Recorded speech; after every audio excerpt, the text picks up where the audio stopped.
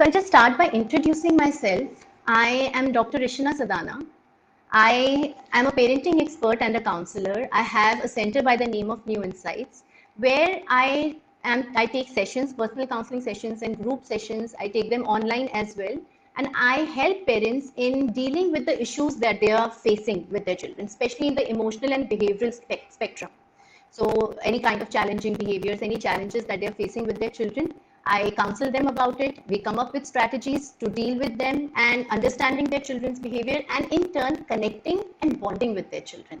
So that's what I'm doing at my center. And today we are going to talk about how to enable learning in our homes, because as I just said that all learning has to happen at home right now in this lockdown, in this social distancing, when schools are not working. Even then, these months in which our children are home, we still have to enable learning. These are very crucial years. We all know that early years are so crucial. Children's development, brain is developing so fast. So we have to, we cannot let these months just pass by. And we have so many resources around us, so many. First Cry Intelli is doing a wonderful job. I want to congratulate the team of First Cry Intelli, who is helping parents in so many ways to help children learn in this lockdown. Because as parents, we are not used to doing these activities, these things, making children learn at home. As parents, we are not. Mainly school used to do it. We are not used to homeschooling as well. So at least now we have lots of activities, lots of worksheets, and lots of ways in which we can involve children in learning. But even then, with all these resources available to us, what we are facing is sometimes some resistance from children. Children are not interested in the activity we are trying to make them do, or children are showing a lot of challenging behaviors or a lot of resistance in doing these activities. So how to enable learning while dealing with these challenging behaviors? That's what I'm going to talk about today. So we have to make learning fun, and how can we do that? So the first thing that I want to talk about is how to introduce an activity. See, our children, especially as small as 2, 3, how we can introduce an activity to the child, how we can make them do the activity so that they learn and they take interest. So always remember, children do not understand the concept of activities. Children only understand the concept of play. Play is their work. They are learning through play all the time. Even if there is no defined activity that you're making your child do, sit and do, or any designed activity that you're doing with your child, does not mean learning is not happening. Children are learning all the time, and children learn through play. And they do not understand the concept of activity. So my first tip that I want to give everyone, when you start an activity with your child, please start it like you're going to start a game, or it's going to be play, with the same attitude, with the same body language. You have to make them take interest in the activity. Like, this is something we are going to have so much fun. That's how you have to start an activity. Okay, and one more thing that you have to remember is, when you introduce an activity, especially to children of the age group of 2, 3, who have not really done activities, especially even if they are doing it in schools, as parents, we are not used to doing these activities. So when you give some material to your child, give some activity materials to the children who have not even seen those materials. For example, you want to do an activity of sticking something somewhere, and your child has really never explored fevicols or explored those cutouts. So the materials are new for your child. So you have to remember that when you, for the first time, introduce an activity, your child will just want to explore the materials. Your child will just want to explore that fevicol in their hands. Your child will just like to explore the cutouts, even damage or tear some of the cutouts. It's the first time they are looking at that material. So they want to explore. Children are curious. They are little scientists. They want to explore everything. And that's what we have to not take away from them. So remember, when you introduce an activity to your child for the first time, you have to let them explore the material, and not you imagine if they are playing with the fevicol and you say, kitna ganda kar diya, what have you done, look at your hands, don't do this, oh don't do this, you're doing it wrong, you don't have to place it over there, look, you just tore the shape, you just tore the this thing, you just damaged it. Imagine if you're going to have these kinds of interactions when you start activities with your children. How will your children enjoy those activities? So it's the most important thing is to let your child have fun when you're doing the activity. And that first thing involves is having that attitude that we are going to play something, we are going to enjoy something. Second, let your child explore the materials, because we are not going to do an activity only once. We are going to repeat. And then with those repetitions, your child will understand what are the steps of these activities. Maybe when the first time you're doing the activity with your child, you are doing 80% of the activity, and slowly, not pushing, just encouraging your child to take part in it. Even if you are doing 80% of the activity, does not mean your child is not learning. Your child is still learning, and with repetitions and positive interactions and fun involved, definitely your child will start doing the activity with increasing independence, will start doing the activity himself or herself. So always remember, and also remember that the activity should not be for too long, especially for the age group of 2, 3. Slowly we have to increase the timing. So maybe 15 minutes at a time for a 2, 3-year-old is very good enough. Even if your child is 2, is not sitting for even 15 minutes, then I'll say start with 5 minutes. Just do not have negative interactions. Don't push your child to sit. Do not push your child to do an activity. Because when you are having negative interactions during activities, then automatically children are not enjoying activities and they do not want to do it. There's a negative association with the negative interactions in the activities. So we have to make sure that we are not pushing and we are having positive interactions with the child during an activity. Okay. Also remember that at the age of 2, 3, when you're just starting with activities, our concentration should be to just let children explore sitting and doing something. So even if your child is playing with blocks, sitting at a stretch, sit down activities is good enough, that your child starts sitting, because we all know children at 2 and 3, it's very difficult for them to at least sit at a place and concentrate. I also get this question consistently that my child does not focus or concentrate on the activity. For this, I'll always say children concentrate or focus on things that they are interested in. So let children explore your child's interest and revolve around it. Okay, try to understand what your child likes and do those kinds of activities with your children. So that's how you can introduce activities. Be patient. Patience is the key. Understand, have realistic expectations. A child 2, 3 is not going to straight away start doing activities. So we have to take it slow and we have to be patient when you introduce an activity.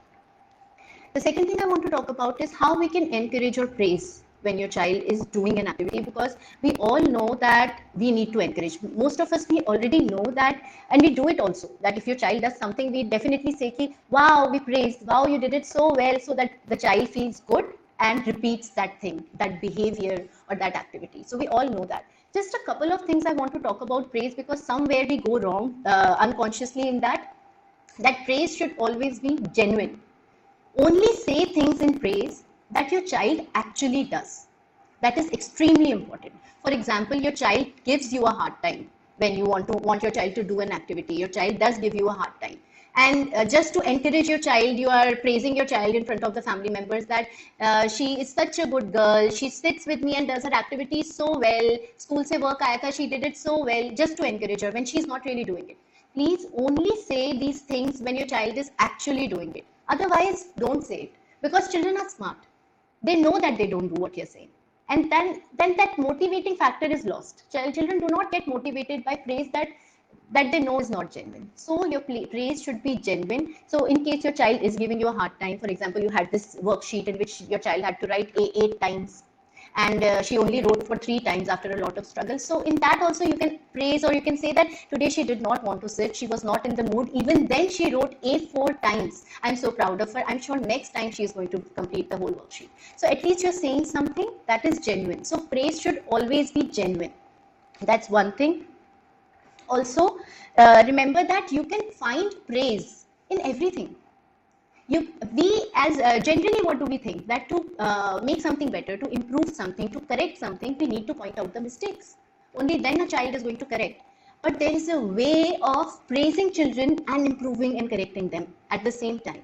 Do you know, even a bad handwriting can be improved through praises? For example, if you have a page in which your child has written and your child's handwriting you find is not up to mark according to you, then just find the best sentence, just find the best word, the best letter that you can see, the most well-formed letter or the sentence, and just point that out. That look at this. I love the way you have written this sentence. It's so neat. And look at this A, the way you have written. I love it. See, only point out mistakes when it's really necessary. Otherwise, just be more encouraging and be specific about the praise and be genuine about it. For example, I'll just give an example, because at age of 2, at the age of 3, 4, children are learning to write. And in the beginning, your children will write like this. I hope you can see it. So if my child has written an H like this, can you see how he has written H? Now, how can I praise my child with this H? I'll just concentrate on this little line which is exactly on the dots. And I'll say, wow, that was such a good effort. I love the way you have done this portion. It's so good. So I'm not telling him where he's wrong. I'm just telling him where he's right so that he tries to do what I am praising. Also, I'll say if you have ample worksheets, if you don't have to submit them anywhere and your children are writing or doing something, do not even erase it. Why erase it? Just let them keep doing it again and again on different sheets. That does not take their confidence away. That does not make them feel that they are doing something wrong. So don't even rub it. And that's how you can praise your children. That will really motivate them, and they will not think that we are just praising them without being genuine. So that's one thing. Also, I want to talk about if you are consistently having a hard time in making your children do activities, that you're struggling with it, especially in this lockdown, when school is sending us so much these worksheets, these activities, and they're sending us, and you're having a hard time with them doing these activities or making them learn these concepts, especially shapes, numbers, colors, even counting. So you have to remember that I'll give you a few points that you can that you need to see that what is happening. First thing I want you to see is what kind of interactions you are having with your child during activities. Because if you're having a struggle with your child, every time you're facing a struggle with your child, then it's important to see that are you having negative interactions during the activities all the time? Because that's one thing that the child is not running from the activity. Actually, the child is running from the negative interactions that you're having with your child. So look at those interactions, praise more, be more encouraging, be more patient. It's very important for us to be more patient and understand and keep your expectations realistic. I mean, are we expecting a 2-year-old to sit and do an activity for half an hour? Just look at your child and keep your expectations realistic, plan accordingly, understand. We all understand, all of us as parents, we have these milestone charts available, where we can see when does a child normally start writing, or when does a child normally learns to recognize colors, and what kind of activities we can do in which age group, how much a child can sit or concentrate at different age groups. I will suggest all parents, empower yourself, have these milestone charts so that your expectations are realistic. And even in spite of these charts, remember there's a long range. A child may start to recognize color before the age of 2. And some children may not even start recognizing colors at the age of 3, or maybe just start recognizing them at the age of 3. So there's a big range. Do not compare children. This is how we have to understand our child's interest, our child's capabilities and abilities, and go according to that.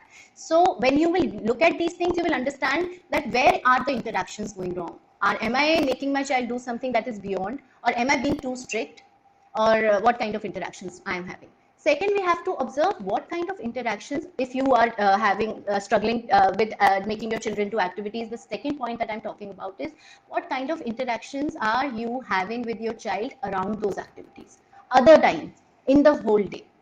It's very important for us to have lots of positive interactions with our children, so that we have share a positive relationship with our children. See, what are relationships? It's a very abstract term. What are relationships? We love our children.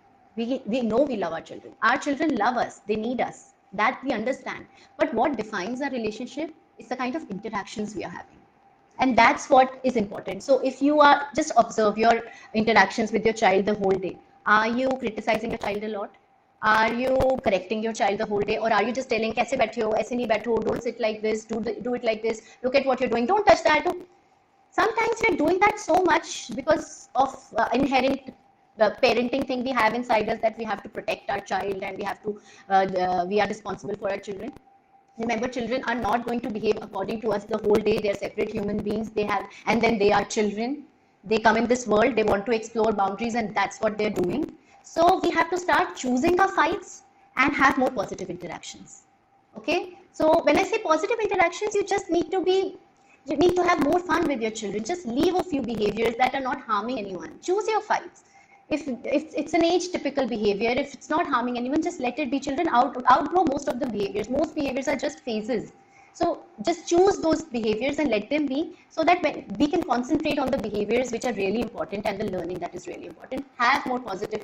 We say have 1:5 ratio in your positive interactions. So for every negative interaction, if you want to have a positive relationship with your child, have 5 positive interactions. For every one negative interaction, you need to have 5 positive interactions. Can you imagine? So if you can start with 3:1 ka ratios. For every negative, have 3 positive interactions, but please start having more and more positive interactions. Praise them more and more, so that your child feels good about the relationship that he or she shares with you.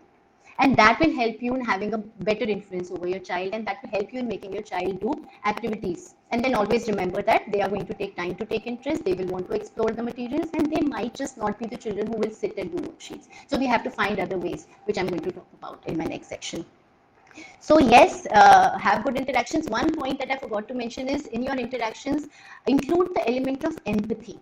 That will really help you in having positive interaction. So your child might be saying things that you cannot do anything about. For example, your child says that I don't like online classes, I don't want to sit, nahi baithna, or things like that. So in that situation, you can't really allow a child not to sit in the online class. You can't just say acha mat baitho, but you can empathize. You can say that I know it seems that you don't like to sit in front of the laptop for long hours. Now I can understand, it's a new thing. Or yeah, it is boring. It sometimes is boring for me also. Or oh, you don't like this rhyme, maybe the next one you will enjoy. So be more empathetic. Doesn't mean you are giving in. Doesn't mean you are saying okay, don't do it. You're just empathizing. Because when you're empathizing, there is no attack or defense. There is no argument. There is more of a dialogue with your child that, yeah, I understand. It seems that you don't like doing this. So include the element of empathy in your conversations. It's very strong. It's very strong. Empathy is very strong in any relationship. Just empathize with your children more when you're talking with them. For example, even if your child says, I want to go out. So instead of just directly saying, you know that we can't go out, there are germs outside, just say, yeah, I can understand. I know you don't want to go, you want to go out. Even I want to go out. I'm just waiting for the germs to go out. Just empathize more. These will just help you in having a positive relationship, connecting with your children, and this will really help you in the activities also ultimately. Because only when children are feeling good, they are going to be more cooperative. Okay. Okay. The last thing that I want to talk about is how to make children learn these concepts of numbers, colors, and counting, shapes, and alphabets. How can you make them learn all these things if your child doesn't want to really sit and do worksheets or sit and do activities? How you can explore? Because see, all children are different. All children learn in different ways. We also always have to remember that children learn in different ways. Some children like to sit and do worksheets, but some children need to manipulate things in their hands. They do not understand the concept of pen and paper. So they want to manipulate things. Some children have so much energy that they cannot sit at one place for 15-20 minutes also straight in the early years. So we need to find ways of making them learn these concepts in which they can use their whole body in the learning process, which I am going to discuss.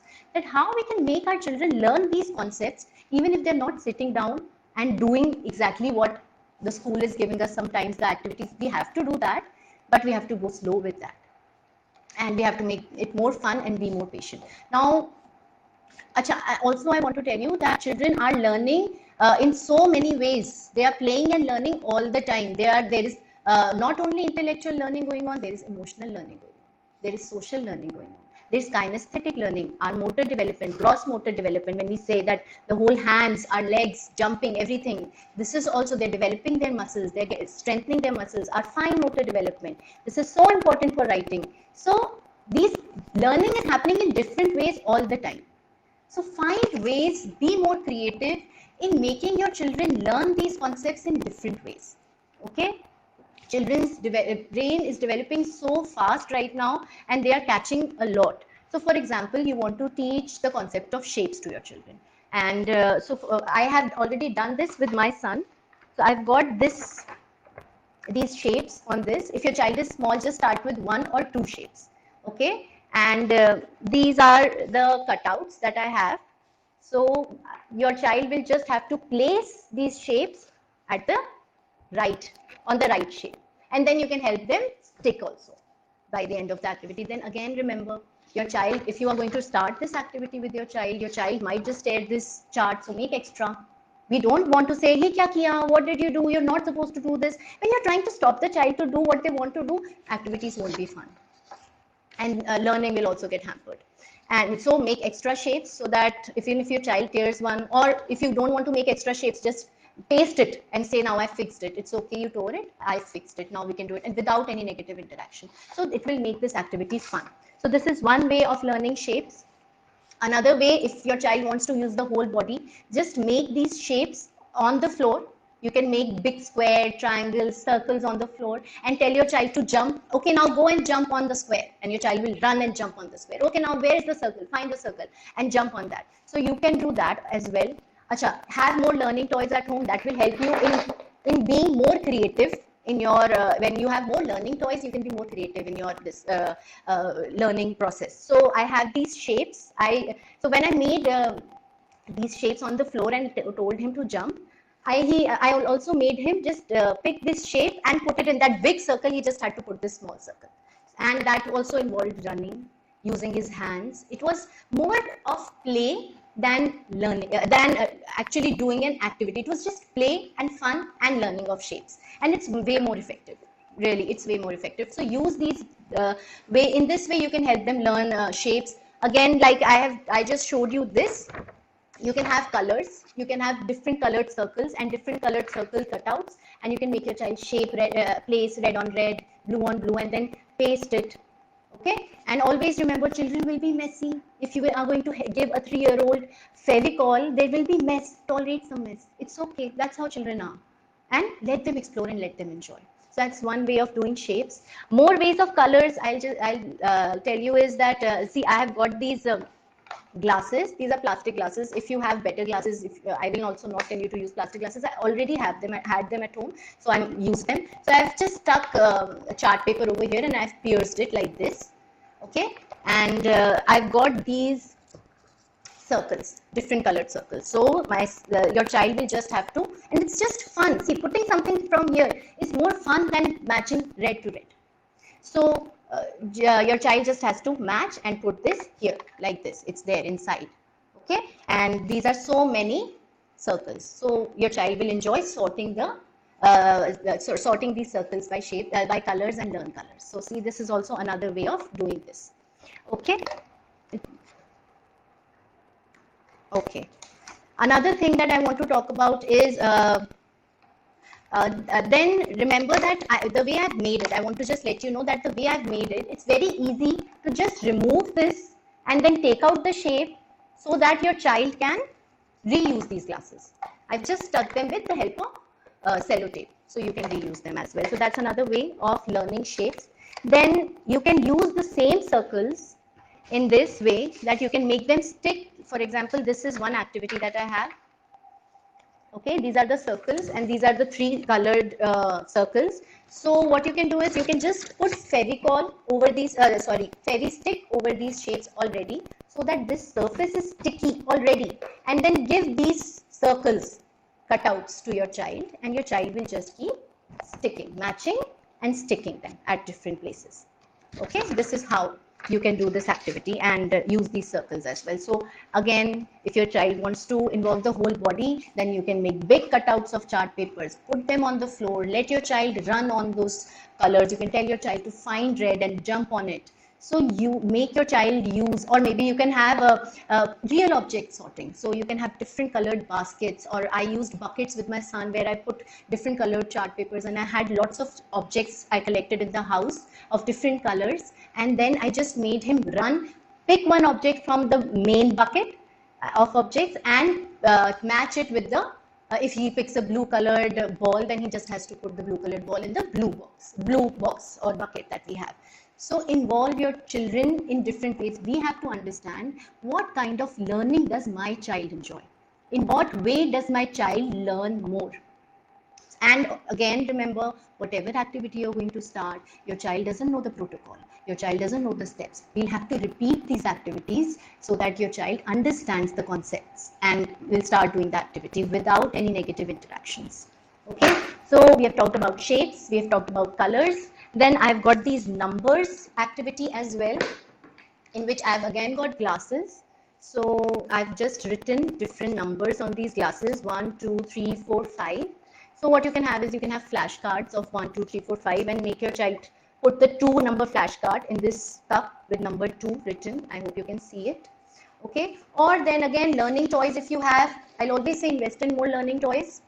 So if you have something like this, so your child can just take the 2 and put it in this and match. This will just help your child to recognize. And when your child is doing these activities, in the beginning, he doesn't know that this is what 2 is. So we have to keep talking to the child, keep interacting. Even if your child, and instead of asking in the beginning stages, instead of asking what is this, tell them what it is. Don't make it hard for them. Don't, because when we ask them and they don't remember, then it becomes difficult for them. We don't have to make it difficult. We have to make it fun.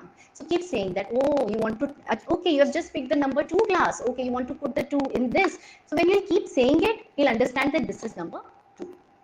Okay, so that's one way of having number concepts with them. Then when you want them to learn counting, another way is, see, we have got so many worksheets in which children read 1, 2, and then they match it, or they write it, or this is how they do. But if your child does not want to do these things, also remember that manipulation of things helps in learning. Children learn more when they are manipulating things. So I had made these activities for my child to learn counting, which I want to share. So these are just because he loves sticking.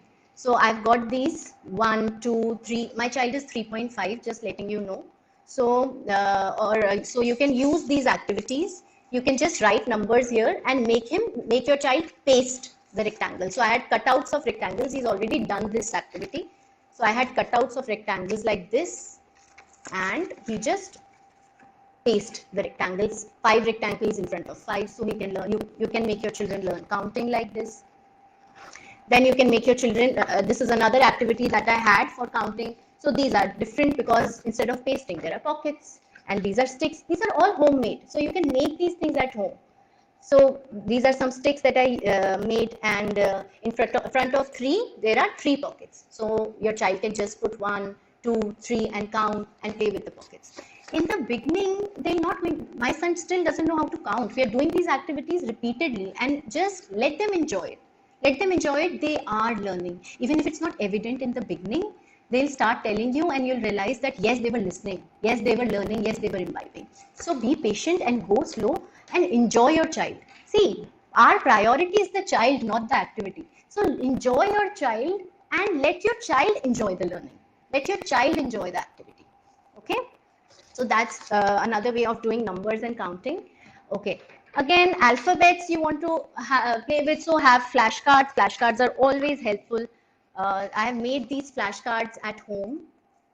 Okay, so you can make flashcards at home. You can find them on various, you can order them from anywhere you want. So use flashcards and keep talking about them. You can use flashcards of fruits and so many other things. Flashcards are very, very good source for learning.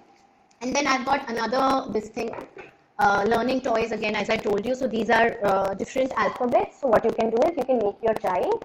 So this is, this is H. So you can make your child just make the right and start with first 5 letters. Just start with first 5 letters, start with first 5 letter flashcard and make them match. A equal A, B equal B. So just make them match this. So this is another way of doing learning alphabets in different ways. Okay. So explore it like this. I made my son do this activity, so I wanted to share it. You might be wanting to, you can do this with your child if your child almost is recognizing letters. So this is his name. So he just has written, he has just stuck these letters. So I'll just scrape out one to show you that there was already M written over here. So I just made him match the letter. Also, this is not the time when I'm concentrating on spellings. Please be careful. This is not spelling. Summer is S-A-M-A-R. I'm not saying that. This is just sight word recognition. This is just a picture. Summer, he should be able to see the name and recognize on his bottle, on his book, on his back. That's it. He just needs to see summer as a picture. Okay, so you can do something like this with them and just keep talking, Summer, Sadhana, or keep talking. Talking helps in learning. Talking really, interaction, good interactions. Okay, so you can do that. And then, of course, there are activities related to emotions. As I have already told you, emotional learning, social learning, everything is happening. We can have pretend toys. We all have pretend toys, a doctor set, a supermarket. There's so many things. So when your child is playing, interact with your child. That is also learning. So learning is happening in a lot of ways, not only sitting. So if your child is just sitting and playing a supermarket game, just go and say that I want to buy this, and then he will give you. Then you will just pretend, give him money, keep talking, and find opportunities to make your children learn in this situation as well. In pretend plays, in role plays, they are very, very essential. Okay, and then I've got this emotional learning activity where there are these smileys: happy, sad, surprised, worried, angry, crying, and I've got these more smileys over here. So you can make them, just match them, that which smiley is this, it's crying smiley, so let us put it over here, or maybe even make them stick again if your child likes it sticking, and talk about these emotions. So that is also a kind of learning that we can concentrate on. Okay, so okay, okay. So this is how you can talk about emotions, you can talk about alphabets. Writing, I will like to please say that do not force your children to write. Give them big crayons. Just let them scribble, especially they are at the age of 2, 3. And even if even if the school is sending worksheets for writing, see, they are doing their job and they are doing it right, because some children can write at the age of 2.5, 3 also. I said there is a range. Doesn't mean our child or my child is also ready to write. So let them explore more. Do not force, do not stress out, because then do not have negative interactions. Because when you do that, that becomes a barrier in their learning. Not that they can't do, it's because of the way we are taking it, we are stressing out about it, is becoming a barrier in their learning. So please keep a milestone, empower yourself as parents. I think everyone who's watching the session today, please go online and download a milestone chart and just see and observe your child accordingly. That will really make you relaxed in a lot of things. Okay, so and take activities outside. That is one thing. Take them outside and use it in different ways. Okay, now I think there are many questions, so I'll start taking some questions just in case. I'll just see over here also. Okay, I've got more questions. Okay. So I'll just see if there are some questions here.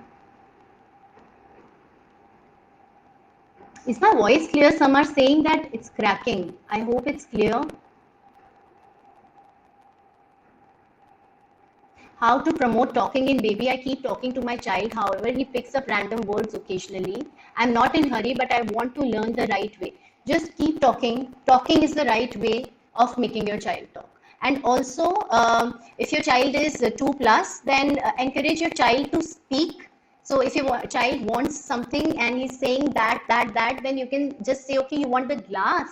The glass, can you say it, because he wants the glass. So encourage your child to speak what he wants, and just keep talking, and don't fill their words. If your child is not saying, do not make it a habit of filling his words with yours. Let him, they take time to speak, so be more patient and let them speak. Yeah, that's one way.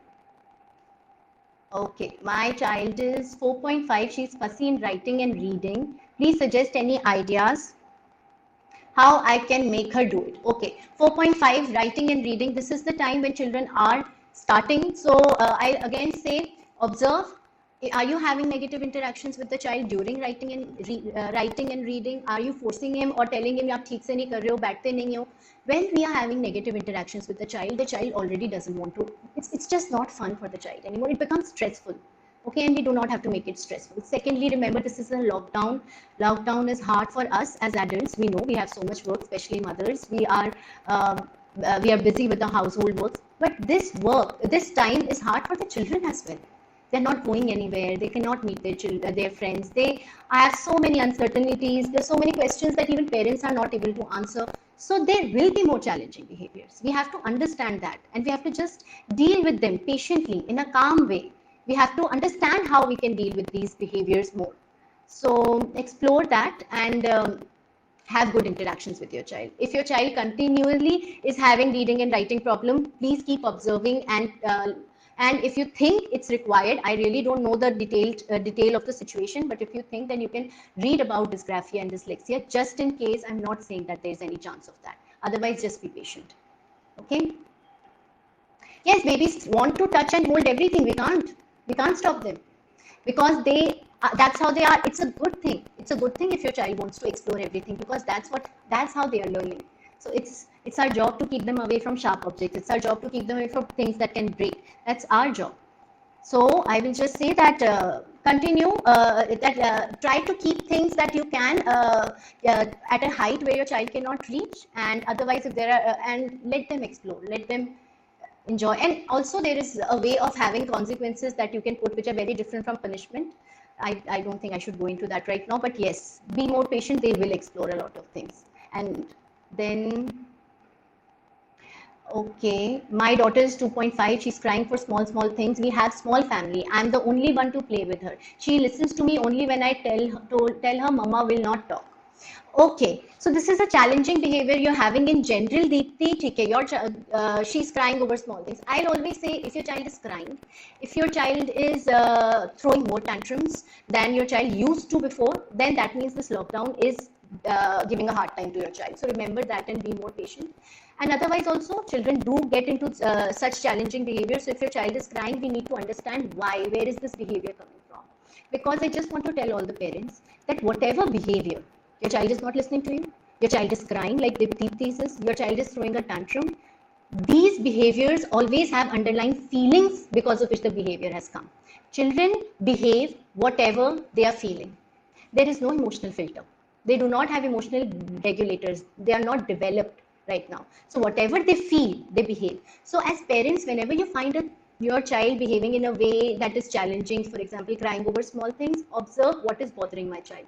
Be curious instead of getting furious. Just be curious that why? Ye behavior kahan se aa raha hai? Where is this behavior coming from? Am I busy? Am I not able to give time to my child? Then find ways to make her busy. Is it a transition? Maybe she needs more time, so I need to be more patient. Am I having too many negative interactions with the child the whole day? So keep observing why. And also, one big reason is that is our reaction to a behavior that causes a behavior to increase. So if your child is repeatedly crying over small things, there can be two reasons. One, we are overreacting when the child is crying. Second, your child is getting something out of that crying. So if your child is getting something, that means uski baat maan li ja rahi hai. You are listening, you are giving in to the demand. You're giving the child, when your child cries, you're giving the phone to the child. Then that is going to increase. So please see what kind of interactions you're having around the child when the child is crying. Okay. Okay. So my kid is 4.6. How to make him pronounce words clearly? By speaking clearly. Let him know if when you are speaking. A speech therapist will be able to help you a lot in this, so you can definitely approach a speech therapist in this situation. But otherwise, just be more clear. The way I am talking, it's different. I am talking in a normal way, but if you want your child to learn to speak clearly, you have to speak slowly and clearly. And also praise your child when your child does speak clearly. Just appreciate, wow, that was a very good way, and just not a very big appreciation, wow, now you did this. Sometimes it makes them conscious. Just a normal way of telling them that that was a very nice way of saying it. It was so clear, I could hear everything, I could understand everything. Okay, so that is another way. By 2.5, he hits us every now and then. How to make him calm? Hitting is a very common behavior. It's a very age typical behavior. That means a lot of children, a lot of toddlers are going to experiment with hitting now and then, earlier or later. Most toddlers. I'm not saying that we can let our children hit. Maarne nahi de sakte. We have to stop the hitting, but first we have to understand that it is an age typical behavior. So we don't have to think, why is my child hitting? He's hitting because he's a child. First we have to understand that. And if your child is hitting, then there are ways of having consequences. Consistently following them. I have a video in my Instagram handle. If you want to watch that, you can go over there. It is a video that will clearly tell you how you can stop hitting.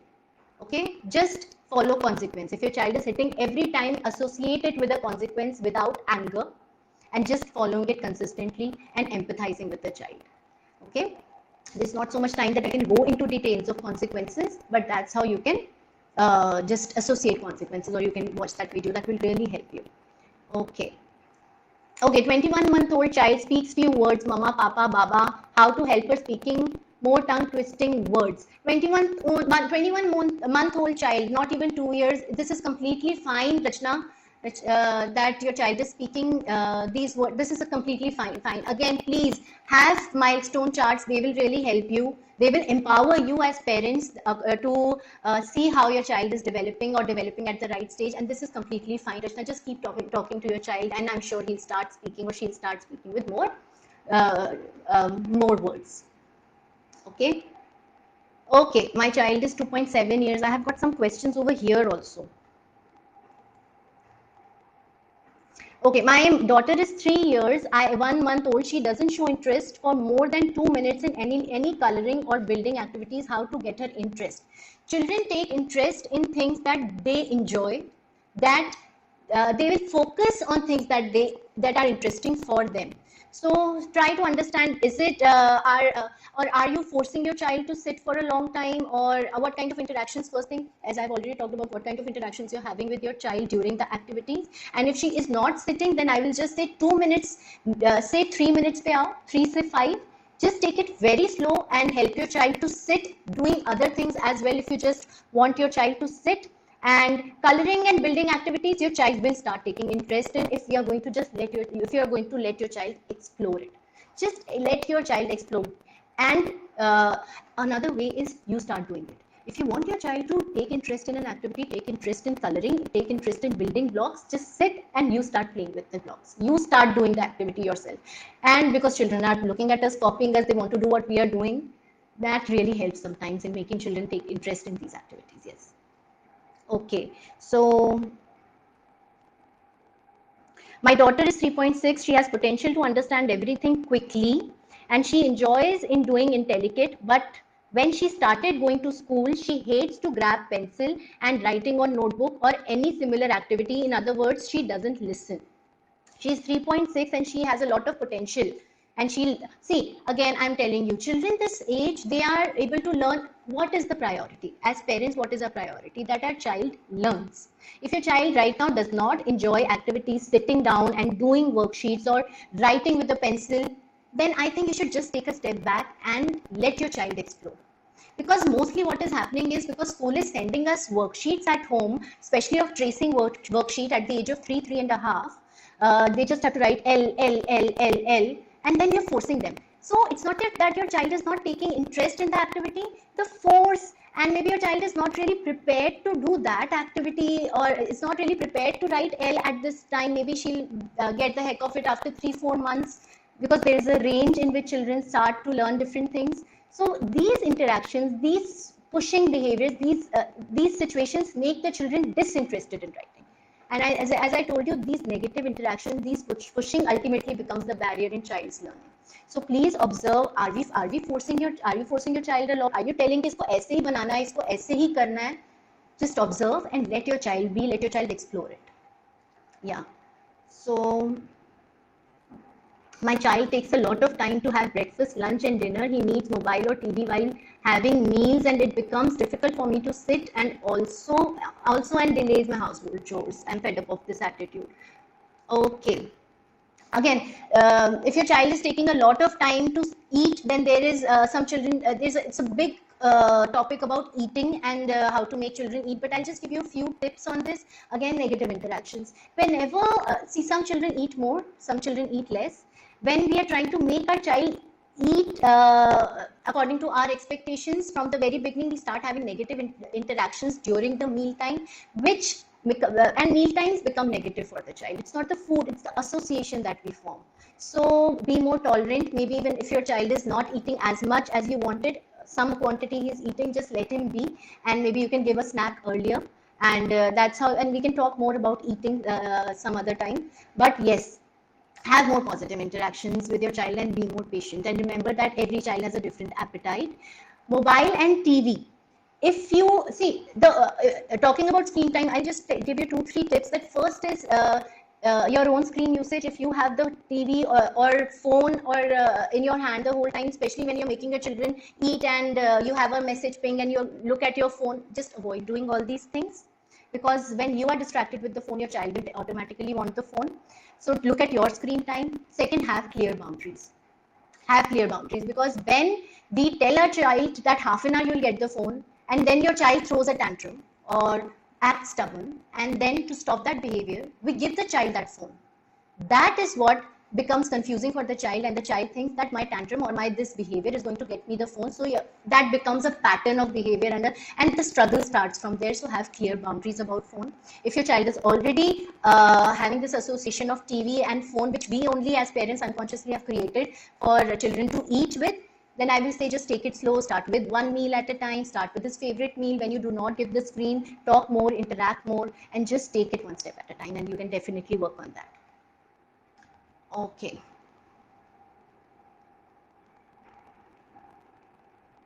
Okay, there's so many questions about being cranky, about crying or throwing such stubborn behaviors. I will just say that one thing that we have to remember is that I told you that there are feelings, always feelings underneath. So as parents, we're the best judge to understand where is this behavior coming from. See, hunger and sleep deprivation, we understand that as mothers. ये सोया नहीं है इसलिए cranky है. इसके भूख का time है, he's hungry, so he's cranky. What we miss is sometimes is that the child is anxious, that the child is not feeling good about himself. Maybe there's too much negative talking happening around the house about the child. ये ऐसे करता है, ये बैठता नहीं है, पढ़ता नहीं है, कैसे कर रहा है, देखो आप कैसे. It's just not a good feeling for the child, and when children are not feeling good, they are not behaving well. So whatever challenging behavior you're having with your child, please, please, please get curious and not furious, so that you can help the child. You can approach your child's behavior from a place of help instead of anger. Okay, because mostly when your children are behaving in a challenging way, they need help. Does not mean we are giving in to their demand. We are just empathizing and trying to just understand. Okay. So there are so many questions. I wonder how many I can take. Okay. My son is 5 years, 7 months old, though he's a bright child. We know this because he observes things a lot and asks questions about his surroundings. He's very active in playing. He doesn't want to pay attention to studies, and very soon he gets bored. How to grab his attention? Again, because he's very sharp, so बहुत ज़्यादा mind चल रहा है उसका. He does not want to. So again, as I said, that children will take interest in activities which they find interesting. They are going to focus on things that they like. So explore your child's interest. Take it slow. Have patience. Have patience. If your child can sit at the age of 5, can sit for 15 minutes, start with 15 minutes and praise your child for that. Encourage for the time for what he is doing. Praise for what he is doing so that he repeats that more, and be very careful that you are not talking around your child to other family members that he doesn't sit, बैठना ही नहीं चाहता अपनी activity के लिए. It's so difficult to make him sit. Sometimes you're talking on the phone, the child is playing on his own, there's self-play going on, and you're saying that he doesn't want to sit, I don't know what to do, he just doesn't want to sit and do an activity. If you're doing all that, you need to observe that, because these things are also affecting the child. So, and this is also increasing this behavior.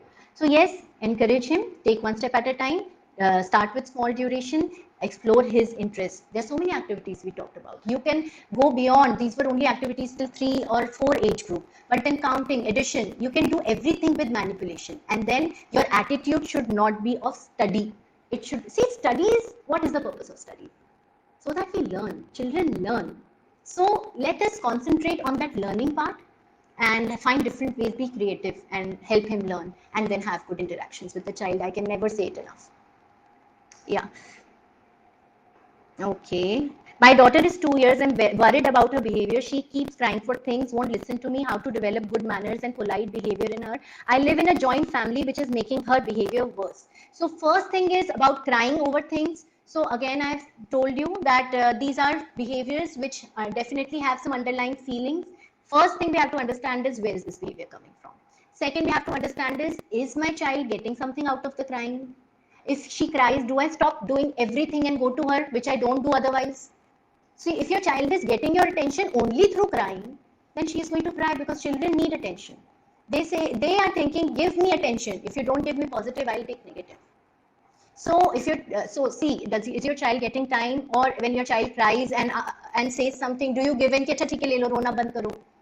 Okay, sometimes you do that. So the child, so the child thinks that whenever I cry, I get something. So automatically that behavior repeats. That I think I've already said that also.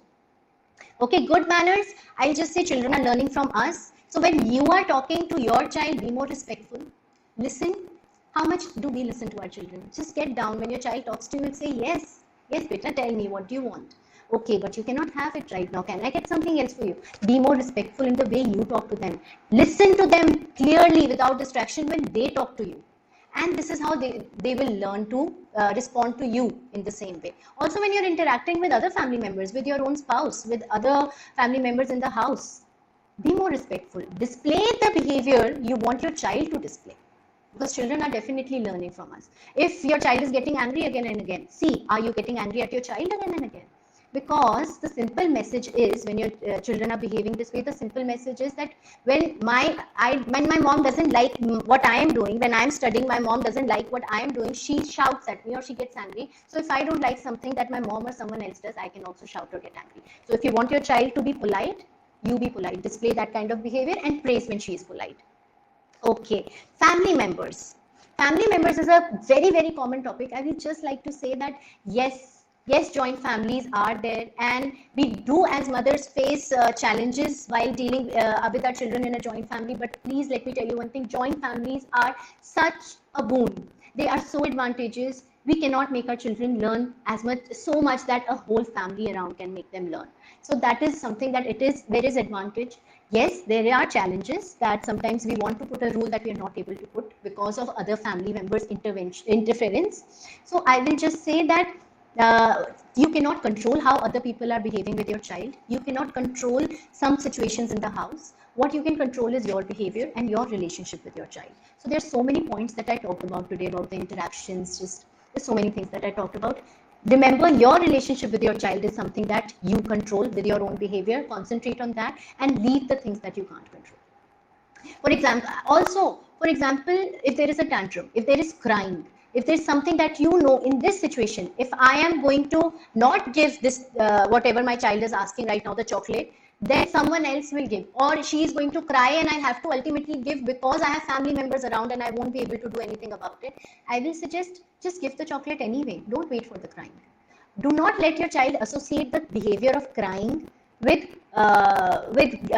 getting something with crying. Okay, so do not have that, let that association happen. If you think you cannot control that situation, wo hona to hai ye, chocolate to milni hai, so let it be. Let her have the chocolate without the crying. Okay, so understand what you control, and whatever you don't, just take a step back till the time it's not something detrimental that is happening in the house. Just take a step back. Everyone has a different way of parenting, and especially if you're moving towards conscious parenting, does not mean that all family members are going to move towards conscious parenting. They have their own parenting styles. Okay, my boy doesn't listen what I say. If I say not to throw things, he does it, and I panic too much these days. Whole day have to be with him nearby, of course. He demands TV or mobile. I have to give so that I can do my work, of course. If I scold him, he laughs. I'm worried, please help. Okay. First thing, my boy doesn't listen to what I say. See, again, interactions are very important. Are you choosing your fights? Ki aap pura time correct kar rahe ho? Because if you're pura time correcting your child or criticizing your child is not irritated. He's not going to listen to you.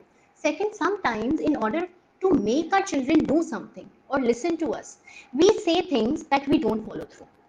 For example, if you want your child to get ready and he's not getting ready, then you will say that wear your clothes right now or we'll not take you.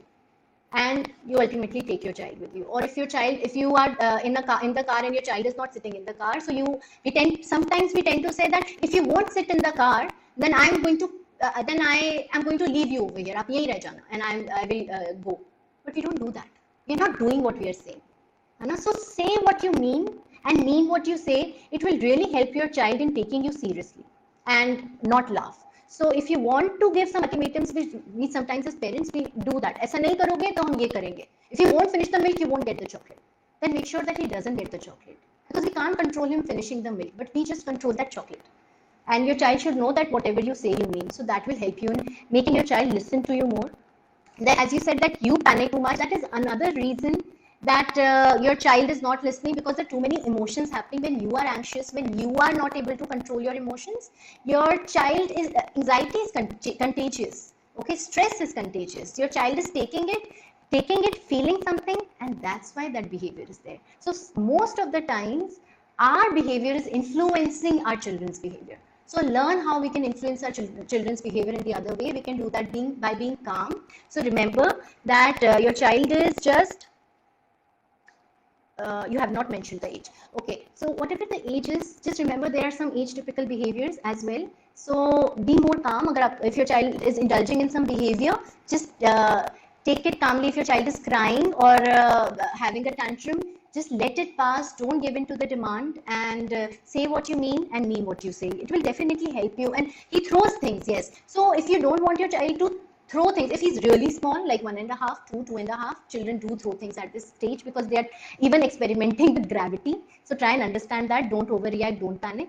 And then in the later stages, if your child is still doing that, then again you can have consequences. So every time for example, I give you an example of consequence over here. Consequences very different from punishments. Let me remind you, there is no anger. Mostly consequences are pre-told. ऐसा करोगे तो ऐसा होगा. If you will do this, this is what is going to happen. They are told in a very calm manner, very calm, like a matter of fact, that if you're going to do this, this is going to happen. No anger. Okay. And when children do that, you follow your consequence consistently every time. So if you go out in the terrace or in the balcony, and every time you go out, whatever your child has in his or her hand, he or she throws. ठीक है, ऐसा हो रहा है. So how to put consequence in that situation? So because your child, for example, the child likes to play outside. So you tell your child in the beginning, before going, that if you are going to throw the toy or throw anything downstairs, then we'll have to come back inside. Then we cannot play outside. That's what is going to happen. Matter of fact. When your child does that, then you follow through. If your child throws, then you pick up your child, take your child out inside. What will happen after that? There are going to be challenging behaviors. There are going to be crying. There is going to be crying. There is going to be tantrum. Something is going to be there. Why is it going to be there? Because your child is not happy about it. Your child didn't want to come inside, and you are getting that child inside. So automatically there is going to be a challenging behavior. So make your peace with that challenging behavior. Don't be scared of their crying. Don't be scared of their throwing themselves on the floor. That's something that they are going to do. They're kids. If adults start doing that, we'll be taken aback. But children, they do that. So let the tantrum pass, let that situation pass, and empathize. You don't really need to say, मैंने बोला था ना नीचे नहीं फेंकना, अब तो अंदर आना ही पड़ेगा. You will have to come inside. You don't need to say such things. You just need to take your child inside and then empathize. I know you want to go out. I wish you had not thrown. Even I didn't want to come inside. मुझको भी नहीं अच्छा लग रहा अंदर आके. Oh, next time please don't do this. Can we go out now? Then maybe after some time you can give a chance, or not even talk about it. Go out and let him do it again. He'll definitely do it again. Children do not understand in one go. So if you want to get rid of any kind of behavior, use consequences, repeat them, be calm, have empathy. That's in short I told you about consequences. Okay, so that's what you can do. Okay, I have a yes, he demands for TV and mobile. Of course, children are going to demand for TV and mobile. I'll just tell you another thing. The more children are on screens the whole day, the more requirement they will feel of having the screens. If your child is already enjoying screens for 3-4 hours in a day, so a requirement ban gayi. It's already become a requirement. They want it for that time. Once they will start having consistent rules and boundaries about TV, there will be resistance and struggle in the beginning, especially because of the pattern that every time I cry, I get the phone, and we have to break that pattern in that situation when you are having clear boundaries.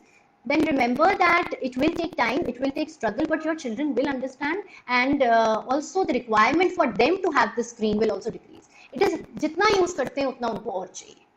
Okay, it goes like that also. So remember, have clear boundaries about screens and phones, and please help your child in indulging himself or herself in self-play. Start with 10-15 minutes a day. That will help you. Just 10 minutes, 15 minutes a day. Let him play, and you do not interfere, and then start from there so that you can do your work as well. Okay. Okay. I have a 5.5-year-old child. He's too shy to speak and express himself in front of others. Sometimes doesn't respond to our instructions when someone greets him what to do. Shy. Shyness is another behavior. See, some children are inherently shy. It is there in their genes, and temperament also is genetic sometimes. So if your child is shy, again, don't talk about him being shy all the time or around him. Do not call him shy. Do not label him as shy. Encourage him to speak, but do not push. Do not force. Do not fill him. If he is not saying hi, do not say hi in place of your child. Okay? Agar wo nahi aa raha, if there are guests and he doesn't want to say hi, just say that, okay, he'll take time, maybe he'll say hi in some time. And just let it be over there. Okay, and you can talk to your child later that, Acha, you didn't feel like saying hi. And instead of directly saying, you should say hi. When someone comes, you should say hi. See, there's something going inside. Children's feelings are real. If your child is not able to say hi in front of family members, there's something going inside. Explore that. Ask your child. Explore. Empathize. When you'll empathize, your child will be more comfortable in sharing his or her thoughts with you. Okay, so shyness can be dealt in that way. And also remember that if even if your child speaks less or is shy, how much is it bothering you and how much is it bothering the child? Because sometimes it's bothering us so much that because it's bothering us, we are pushing the child, and that is bothering the child. Okay, so he's just 1.5.9. Encourage your child, don't label him, and praise him when he says something. Just and otherwise just display the kind of behavior you want him to display, and don't push. Definitely your child will slowly start speaking more in front of people. Okay. Okay, I think I'll take some questions from here now. My child is 7 years old. She's not listening anything, whatever I say. I have talked a lot in this session about listening. Okay, so I will not repeat that. You can watch the whole session. I'm sure you will find your answers in that. Anu Valecha. Okay. Okay, my baby is 2.7 years and she's very attention seeking time, doesn't leave me for some time. Okay, attention, children need attention. If you want, there are some basic needs that children have. Okay, one of them is attention. So fill their cup with lot of positive attention. Give your child, give her a lot of attention otherwise, so that she is not in the need of attention from you. So observe, are you busy the whole time? Are you there in front of the child? Because of this lockdown, we are there around our children, still we are not available. So how can you balance that? Have some exclusive time for her.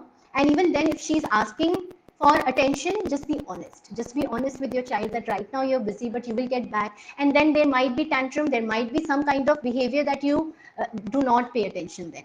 You do not really need. You just need to say, I know you want my attention. I can see that. I'll just be back, beta. I will be there. And do not get tipped off by her attention-seeking behaviors. Okay, be calm. Remember, children are going to behave like this. They are children. There are going to be challenging behaviors. See, if your child is not getting attention, if your child is not getting the phone, if your child is not getting the chocolate, your child is getting angry. Your child is crying. Why are we getting angry? Think about it. So we just, calm goes a long way, and empathy, yes. I think I'll take one last question and then I'll wrap up.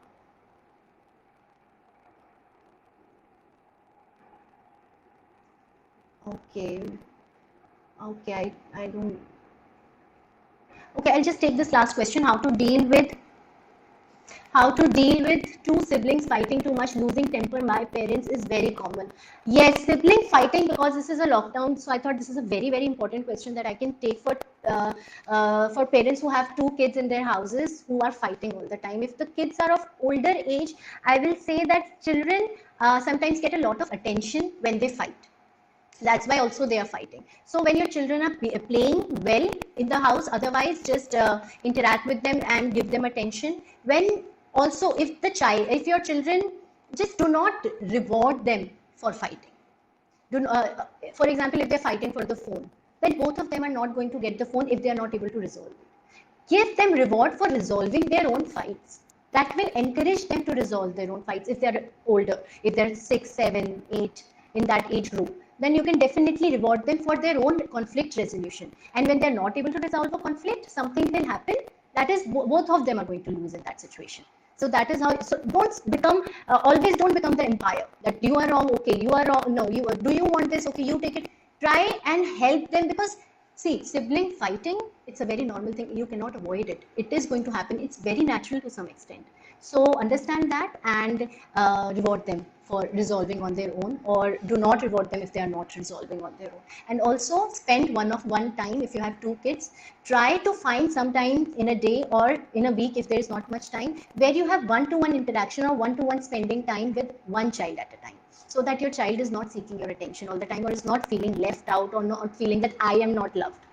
Okay, because sometimes that is also another reason for children to behave like this, or fighting with each other. They are feeling insecure or not loved, or thinking that the other okay. And don't compare them. Do not compare them. Don't talk about them, that this, she is doing this, he is not doing this. These are the triggers that make children fight these siblings. Okay, so that's another tip. Okay, so I think I'm going to wrap up the session till here. It was a wonderful session. If you have more questions, you can, of course, you can keep writing, and I will definitely find some time and answer these questions over here as well. And in case you have some queries, you can always get in touch with me personally. And I hope this session helps you always. And remember, in your child is important, activity is important, but your child is the main focus. So enjoy your child and let your child enjoy the activities, have patience, understand their milestones, keep your expectations realistic, and uh, start with activities in a fun way. In a children's work is play. They're learning all the time through play, especially at this age. Okay. Okay, thank you so much. I think I'll just sign out now.